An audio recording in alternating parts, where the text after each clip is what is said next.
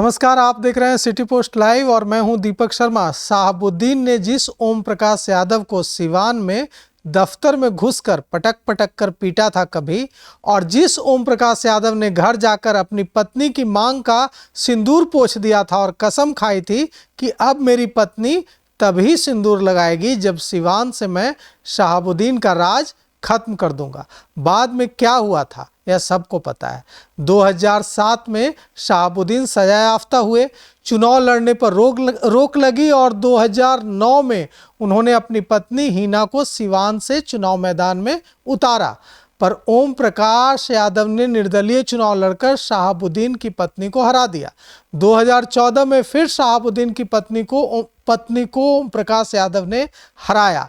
दरअसल सिवान में शहाबुद्दीन की पत्नी नहीं हारी थी, बल्कि सिवान से शहाबुद्दीन युग खत्म हो गया था। अब उसी ओम प्रकाश यादव ने आज जनसुराज ज्वाइन कर ली है। ओम प्रकाश यादव के जनसुराज में आने से प्रशांत किशोर को कितनी मजबूती मिलेगी, इस पर चर्चा के लिए हमारे साथ हैं हमारे मैनेजिंग एडिटर श्रीकांत प्रत्युष। तो कितनी मजबूती मिलेगी जनसुराज को? दीपक, ओम प्रकाश यादव को समझने के लिए आपको थोड़ा पीछे जाना पड़ेगा। सिवान एक ऐसा जिला था जहां पर आरजेडी के अलावा किसी पार्टी के दफ्तर में उस पार्टी का झंडा नहीं लगता था। अब मतलब बीजेपी का दफ्तर है लेकिन झंडा बीजेपी का नजर नहीं आएगा, कांग्रेस का दफ्तर है लेकिन कांग्रेस का झंडा कांग्रेस पार्टी के दफ्तर में भी नजर नहीं आएगा। शहर में तो छोड़ दीजिए, केवल शहाबुद्दीन का झंडा, उनकी पार्टी का झंडा ही सिवान में नजर आता था। वहाँ कानून का राज नहीं था, शहाबुद्दीन का राज था। तो उस शहाबुद्दीन से लड़ना कोई मामूली बात है? ठीक बात है कि शहाबुद्दीन जब तक रहे उनको हरा नहीं पाया कोई, बहुत बड़ी ताकत बनकर उभरे थे वो, और वो समानांतर सरकार चलाते थे। वहाँ से उनको कोई चुनौती दे ही नहीं सकता था, उनकी लड़ाई माले से चलती थी। तो दूसरा नेता क्या हिम्मत कर सकता है उनसे लड़ने का? लेकिन ओम प्रकाश यादव ने जब शहाबुद्दीन ने उनको पीटा पटक के एक दिन, तो उसी दिन कसम खा ले कि इनको भाई ख़त्म करना है, इनके साम्राज्य को ख़त्म करना है। तो ओम प्रकाश बहुत जुझारू नेता हैं और 2009 में मौका भी मिल गया। शहाबुद्दीन जब सजा याफ्ता हो गए, चुनाव लड़ने पर रोक लग गया, तो ओम प्रकाश निर्दलीय चुनाव मैदान में उतर गए शहाबुद्दीन की पत्नी के खिलाफ। और सोचिए कि जिस शहाबुद्दीन के गढ़ में बीजेपी कभी सोच भी नहीं सकती थी कि हम जीत सकते हैं, कांग्रेस जेडीयू कोई नहीं सोच सकता था, और निर्दलीय हरा दिया ओम प्रकाश ने, क्योंकि वो मोर्चा खोलने वाला अकेला शख्स था। और 2014 के चुनाव में, लोकसभा चुनाव में, बीजेपी ने उनको अपने दल में ले लिया, क्योंकि बीजेपी को पता था कि हम तो हरा नहीं सकते शहाबुद्दीन को, तो जो हराया है उसी को लेकर हराए। फिर बीजेपी से भी जीते, तो निर्दलीय लड़े तो 60,000 वोटों से जीते, बीजेपी के टिकट पर लड़े तो 1 लाख से ज़्यादा वोटों से जीते। तो ओम प्रकाश बहुत ताकतवर नेता है, लेकिन बाद में बीजेपी ने ही अपने इस नेता को ख़त्म कर दिया, टिकट नहीं दिया, तो राजनीति से बाहर हो गए। आपको पता है कि वहाँ के बाहुबली थे अजय सिंह, उनकी पत्नी को जेडीयू ने टिकट दे दिया, कविता सिंह को, क्योंकि वो सीट चली गई जेडीयू के खाते में। तो ओम प्रकाश रोड पर आ गए। अब बीजेपी का सीट ही नहीं रहा और कविता सिंह वहाँ से चुनाव जीती भी। ओम प्रकाश के लिए कोई स्कोप अब नहीं बचा है, क्योंकि अब अभी भी जेडीयू का सांसद वहाँ पर है, तो जेडीयू में भी स्कोप नहीं है, बीजेपी में भी स्कोप नहीं है, वो आरजेडी में जाने को तैयार नहीं है, क्योंकि आरजेडी में जाएंगे भी कैसे जहाँ शहाबुद्दीन की पत्नी हिना साहब है। तो उन्होंने जनसुराज को बड़े सोच समझ करके पकड़ा है, चुना है। मुझे लगता है कि अगर ऐसे ही नेता अगर जनसुराज से जुड़ने लगे तो जनसुराज तो बहुत बड़ी चुनौती बनेगा दीपक। ओम प्रकाश यादव जैसे जनाधार वाले जुझारू नेता अगर जनसुराज से जुड़ने लगेंगे तो प्रशांत किशोर की ताकत बहुत बढ़ जाएगी, और ऐसी ही संभावना है, क्योंकि देखिए हर दल का अलायंस है, बीजेपी जेडीयू एनडीए में कितने दल हैं, 5 दल हैं, 6 दल हैं, आरजेडी महागठबंधन में भी वैसे ही 4-5 दल हैं। तो कोई भी दल 100 से ज़्यादा सीट पर तो लड़ ही नहीं रहा है चुनाव, बड़ा से बड़ा दल हो 100 से कम सीट पर चुनाव लड़ रहा है। प्रशांत किशोर 243 सीटों पर चुनाव लड़ रहे हैं, तो हर दल में दमदार उम्मीदवार है। कई तो भाई बीजेपी में तो 1 सीट पर 3-4 दमदार उम्मीदवार हैं, जेडीयू में भी यही हाल है। तो वो क्या करेंगे? वो 5 साल इंतजार तो करेंगे नहीं, वो जनसुराज की तरफ रुख करेंगे। और मुझे लगता है कि जनसुराज जब अपना दरवाज़ा बंद करेगा, अनाउंस करेगा कि अब दरवाज़ा बंद बाहर के लोगों के लिए, तब तक ये तमाम बड़े नेता दूसरे दलों के जनसुराज में शामिल हो चुके होंगे।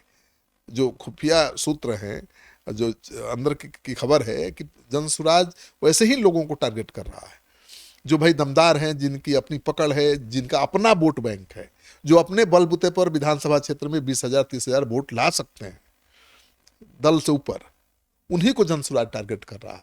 और ऐसे नेताओं के लिए कोई रास्ता भी नहीं है जनसुराज के अलावा, क्योंकि जनसुराज ही एक विकल्प के रूप में दिख रहा है।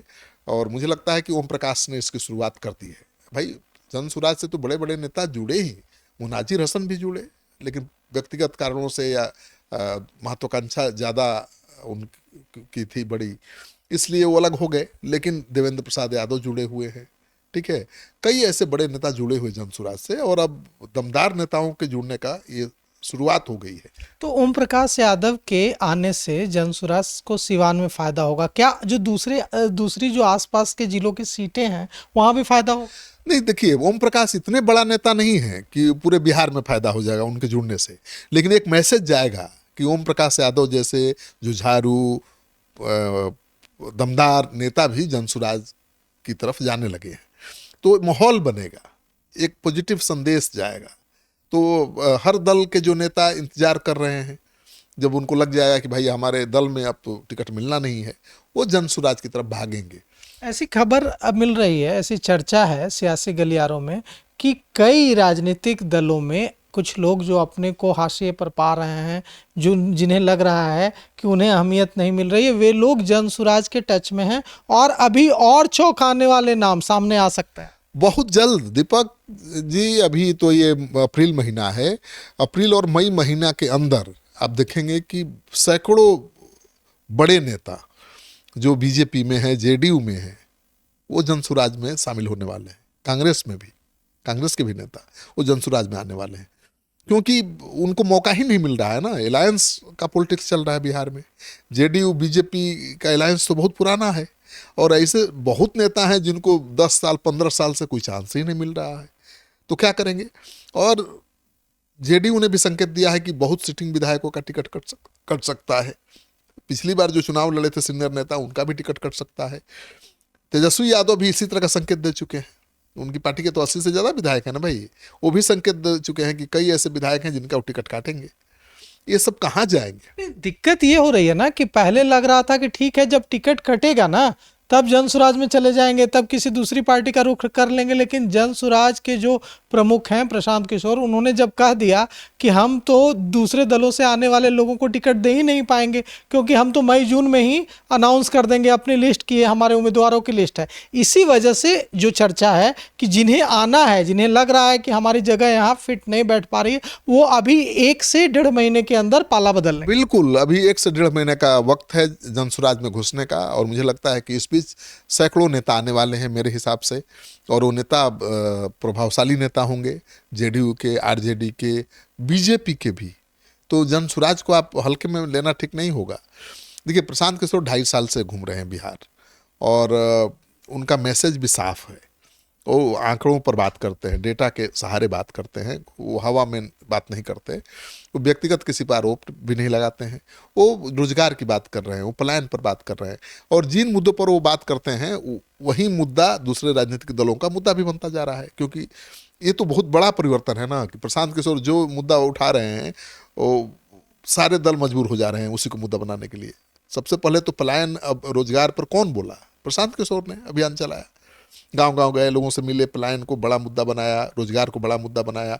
फिर कांग्रेस, तेजस्वी यादव ने भी यही मुद्दा उठाया, उन्होंने भी यात्रा की इसी को लेकर। फिर कन्हैया कुमार ने भी यात्रा की इसी मुद्दा को लेकर। तो प्रशांत किशोर ने एक तो ट्रेंड सेट कर दिया ना कि बिहार की राजनीति अब केवल जाति या मजहब पर नहीं होगी, अब मुद्दा भी होगा, और मुद्दा विकास हो सकता है, पलायन हो सकता है, और रोजगार हो सकता है। ये तो सेट कर ही दिया ट्रेंड उन्होंने। तो मुझे लगता है कि जो दूसरे दलों के बड़े नेता, प्रभावशाली नेता, ऐसे नेता जिनका अपना वोट है, पार्टी से ऊपर उठकर जिनके पास अपना 10-20 हज़ार वोट है, समर्थक हैं, वो जनसुराज में आएंगे तो जनसुराज अचानक उसका ग्राफ आपको बहुत ऊपर दिखेगा। आपने देखा, अभी एससी वोटर का सर्वे आया है, प्रशांत किशोर तो चौथे नंबर पर थे, अब दूसरे नंबर अब दूसरे नंबर पर आ गए, तो पहले नंबर पर आने में कितना समय लगेगा? क्योंकि लड़ाई उनका किससे है? तेजस्वी यादव से। सर्वे के अनुसार, सर्वे में तेजस्वी यादव नंबर 1 पर है, नंबर 2 पर प्रशांत किशोर है। तो ये परसेप्शन बनने में बहुत देर नहीं लगता है।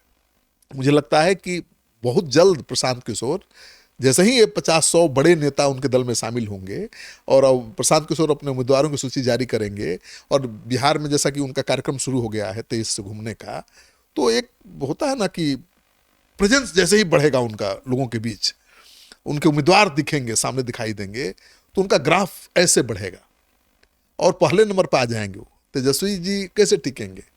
अगर उनके पार्टी में अच्छे लोग आने लगे, दमदार नेता आने लगे, प्रभावशाली नेता आने लगे, जिनकी जीत की संभावना हो, तो प्रशांत किशोर सबसे ऊपर चले जाएंगे। अभी तो उनके साथ कमी क्या है? कोई बड़ा चेहरा नहीं है, प्रशांत किशोर ही एक चेहरा है, और कोई बड़ा चेहरा नहीं है जो राजनीति में स्थापित हो। तो अब तो स्थापित राजनीति के जो चेहरे हैं वो भी आएंगे, और प्रशांत किशोर कई ऐसे लोगों को खोज कर निकाल चुके हैं जिनको कभी मौका नहीं मिला राजनीति में, क्योंकि यहाँ तो परिवारवाद की राजनीति चल रही है हर पार्टी में। पैरवी नहीं हो, परिवार का सपोर्ट ना हो, राजनीतिक बैकग्राउंड नहीं हो, तो टिकट मिलना मुश्किल है। तो प्रशांत किशोर ने वैसे लोगों का भी चयन किया है जो पहली बार चुनाव लड़ेंगे, तो एक यूथ पर ज़्यादा फोकस होगा। तो अनुभवी नेताओं को भी मैदान में उतारेंगे, दूसरे दल से जो आएंगे नेता, अपने चुने हुए जो युवा नेता हैं, चेहरे हैं, उनको पहली बार चुनाव लड़ने का मौका देंगे, तो माहौल बनेगा और एक अलग क्रिएट होगा माहौल कि भाई लगता है लड़ाई, अब प्रशांत किशोर लड़ाई में आ गए। अभी तो लड़ाई में नहीं दिख रहे हैं वो, अभी तो लग रहा है प्रशांत किशोर किसी को हरा सकते हैं या जिता सकते हैं। लेकिन जैसे ही माने 2-4 दर्जन बड़े नेता चेहरा उनकी पार्टी में शामिल होंगे, उम्मीदवार की सूची जारी होगी, प्रशांत किशोर लड़ाई में आ जाएंगे, जीतने की स्थिति में आ जाएंगे। अभी तो हराने और जिताने की स्थिति में है, और समय है उनके पास 6 महीने का। तो जैसा कि ओम प्रकाश यादव के नाम के बाद कि ओम प्रकाश यादव जनसुराज ज्वाइन कर चुके हैं, अब यह चर्चा और तेज हो रही है कि कई पार्टियों के कई बड़े नेता जनसुराज का रुख कर सकते हैं और जल्द कर सकते हैं, क्योंकि जनसुराज ने कह दिया है कि हमारे दरवाजे टिकट के लिए 1.5 महीने तक ही खुले हैं। 1.5-2 महीने के बाद हम अपने प्रत्याशियों की लिस्ट तक जारी कर देंगे और उसके बाद कोई स्कोप नहीं होगा। और इसका असर दिखने लगेगा। जो लोग ये सोच रहे थे कि टिकट नहीं मिलेगा तब जनसुराज का रुख करेंगे, उन लोगों ने अभी से ही यह सोचना शुरू कर दिया है कि अगर जाना है तो जनसुराज में जल्द ही 1 महीने में चले जाएं। और जैसी चर्चा सियासी गलियारों में चल रही है कि कई बड़े बड़े चौंकाने वाले नाम आने वाले कुछ दिनों में जनसुराज का रुख कर सकता है। तो फिलहाल इस खबर में इतना ही। आगे की खबरों के लिए देखते रहिए सिटी पोस्ट लाइव। शुक्रिया।